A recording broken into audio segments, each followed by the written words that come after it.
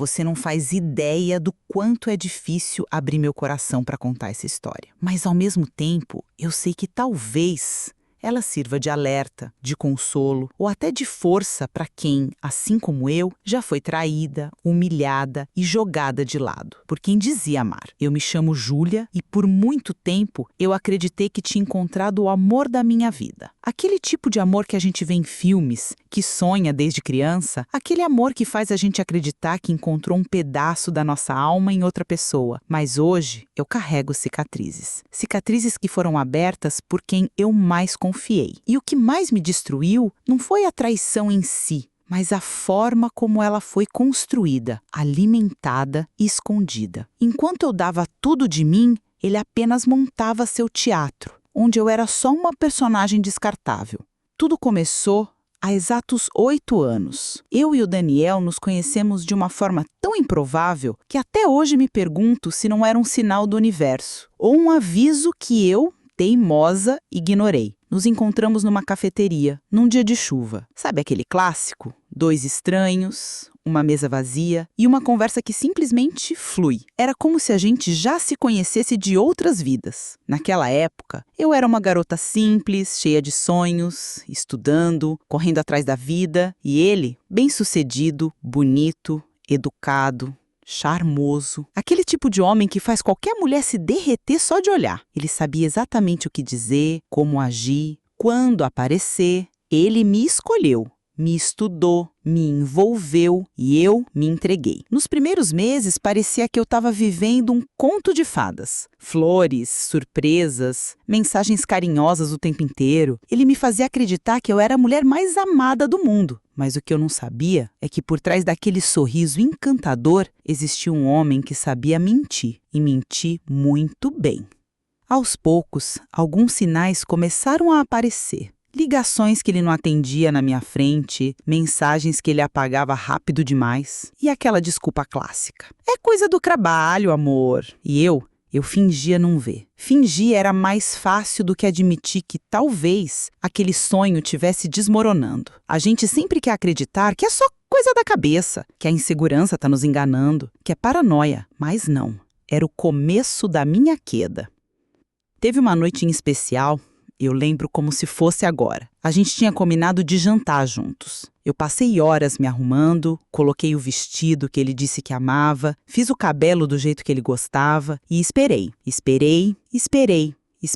Liguei, nenhuma resposta. Mandei mensagem, nada. Às 23 horas, ele respondeu dizendo que teve uma emergência no trabalho. E naquele instante, algo dentro de mim se partiu. Não pela ausência, mas pelo descaso, pela frieza. Eu sabia que não era trabalho. Eu sabia que ele estava com alguém. Mas eu aceitei. Aceitei por medo. Medo de perder. Medo de encarar verdade. Medo de admitir que eu estava sendo traída. Medo de admitir que o homem que eu amava estava me usando. Os dias foram passando e minha intuição só aumentava. Eu comecei a investigar sem querer. Reparei em horários, em cheiros estranhos, em roupas que não combinavam com onde ele dizia estar. Um dia, encontrei um brinco no carro dele. E quando perguntei, ele teve a coragem de dizer que era da irmã. Só que ele não tem irmã.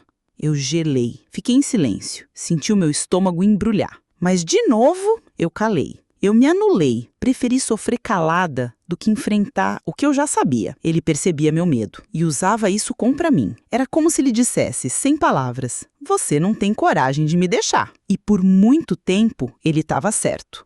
Até que veio o dia da queda final. Sexta-feira, noite. Ele saiu de casa dizendo que tinha uma reunião importante. Mas algo me dizia que aquela noite ia ser diferente. Eu senti, era como se meu corpo inteiro tivesse me alertando. Vai, descobre, chega. Peguei meu carro e segui o GPS do celular dele. Sim, eu tinha acesso. Ele não sabia. Cheguei num bairro que eu nunca tinha ido. Um prédio residencial de alto padrão. Estacionei de longe e esperei. Quase meia hora depois, vi ele saindo do prédio de mãos dadas com uma mulher. Eles se beijaram, riram, caminharam abraçados e eu fiquei no carro, congelada. A dor era tão absurda que nem lágrima descia. Eu tremia. Meu corpo inteiro tremia. Eu tremia. Meu corpo inteiro tremia. A cena parecia surreal. Era como se eu estivesse assistindo a um filme. Só que o roteiro era a minha própria vida sendo rasgada ali, bem na minha frente. Eu não sabia se gritava, se batia, se corria até eles ou se apenas desaparecia. Fiquei ali, observando enquanto ele ria, tocava o rosto dela, fazia carinho, coisas que ele já não fazia comigo há meses. E o mais cruel de tudo foi ver a leveza, a naturalidade, como se aquela mulher fosse a verdadeira. E eu, um erro, um acaso, uma fase. Aquilo me destruiu, mas no fundo também me libertou, porque naquele momento, naquele exato segundo, eu morri por dentro. E com a morte da ilusão, nasceu o começo da minha mudança. Voltei para casa em silêncio. Passei o fim de semana trancada no quarto. Não chorei, não gritei, só fiquei ali, parada, olhando para o teto, sentindo o tempo passar. Senti fome, mas não comi. Senti sede, mas não bebi. Era como se meu corpo estivesse ali, mas minha alma tivesse ido embora. Na segunda-feira, ele apareceu como se nada tivesse acontecido. Me deu um beijo na testa e disse: "Tô indo, te amo." Aquele "te amo" foi a última facada que faltava, porque eu finalmente entendi que ele mentia com a mesma naturalidade que respirava. Ali, eu decidi.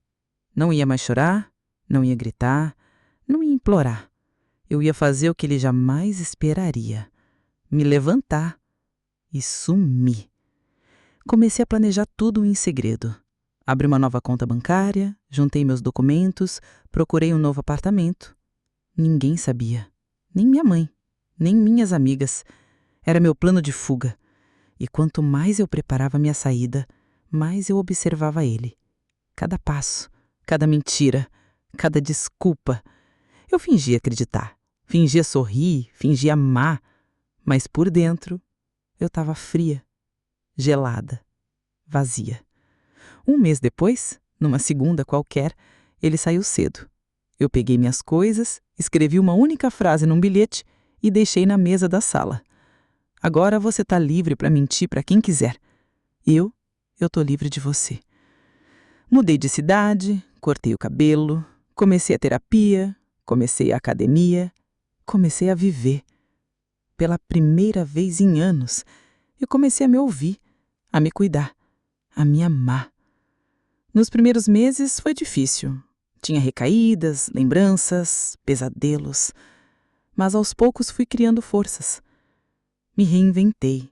Fiz novos cursos, mudei de área, cresci profissionalmente, ganhei reconhecimento, conheci gente nova e, o mais importante, aprendi a ficar sozinha, sem me sentir vazia.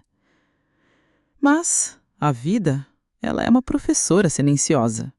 Ela não precisa da nossa vingança. Ela se encarrega disso sozinha. 2 anos se passaram e adivinha quem apareceu no meu Instagram? Ele, o Daniel. Com um perfil novo, sem foto de casal, sem brilho no olhar. Começou a curtir minhas fotos. Mandou um oi numa foto antiga. Depois mandou um "Você tá linda." Eu não respondi. Ele tentou de novo. Mandou mensagem no direct. Um textão, cheio de saudades, dizendo que pensava em mim todos os dias, que cometia erros, que me perdeu por burrice, que aquela mulher, ela traiu ele, abandonou ele, que hoje ele entende o valor que eu tinha e que daria tudo para me ter de volta. Eu li, respirei fundo e percebi que eu já não sentia nada, nenhum ódio, nenhuma raiva, nenhuma vontade de atacar, porque eu finalmente entendi que quem vence é quem segue em frente, e a melhor resposta que eu poderia dar era o meu silêncio, porque o silêncio é a resposta mais ensurdecedora que existe. O tempo passou e a ferida virou cicatriz. Eu já não contava mais os dias, já não stalkeava ninguém, já não revivia cenas antigas. A minha rotina tinha mudado, minha mente também. Eu conheci outras pessoas, me relacionei, errei, acertei, mas fui aprendendo a ser leve. Sem pressa, sem carência, sem desespero de provar nada para ninguém. Foi nesse ritmo, calmo e sem expectativas, que conheci o Rafael. Totalmente diferente de tudo que eu já tinha vivido. Ele não era o tipo de homem que encantava com palavras bonitas. Ele encantava com ações, com respeito, com silêncio confortável, com olhares sinceros. A gente se conheceu num projeto voluntário de leitura para crianças carentes. Era para ser só mais uma conexão passageira, mas virou um capítulo novo. O Rafael não curava feridas, ele respeitava as marcas.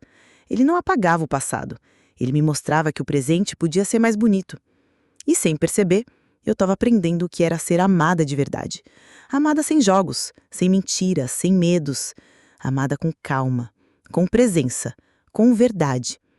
Pela primeira vez, eu me senti segura. E não porque ele dizia que me amava, mas porque ele me fazia sentir isso, mesmo em silêncio. 2 anos depois, estávamos morando juntos. Simples, sem ostentação, mas com paz, com respeito, com troca. E eu percebi que o amor de verdade não é aquele que explode, é o que permanece, o que constrói, o que acalma, o que cresce com você, não à sua custa. E quando eu menos esperava, a vida me testou, me colocou frente a frente com o meu passado. Estávamos num shopping, eu e Rafael. Tínhamos acabado de sair de um cinema e fomos pegar um café. E então eu vi, a alguns metros dali, Daniel, sentado sozinho. Cabelo ralo, barba por fazer, olhar perdido. Ele me viu e congelou. Na hora, minha respiração travou. Meu corpo ainda lembrava da dor, mas minha alma estava em paz. Rafael percebeu meu incômodo, segurou minha mão. Perguntou, tá tudo bem? Eu apenas sorri. Olhei para ele e disse, tá sim, tá melhor do que nunca. Daniel se levantou. Vinha na minha direção. Olhei nos olhos dele e vi tudo o que eu precisava ver. Culpa, arrependimento, vazio. Ele parou na minha frente, olhou para o Rafael, depois para mim e disse, você tá bem? Eu respondi com um sorriso sereno. Tô ótima, espero que você também esteja.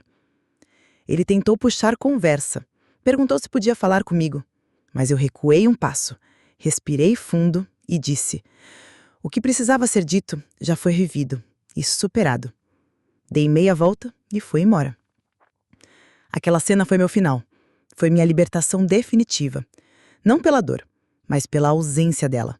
Não havia mais nada dentro de mim. Nenhuma vontade de machucar. Nenhuma vontade de provar algo. Porque quando a gente realmente se cura, até a vingança perde o gosto. E ali, naquele shopping, eu percebi que não precisava mais da última palavra. Porque a vida já tinha dado a resposta que ele jamais imaginou.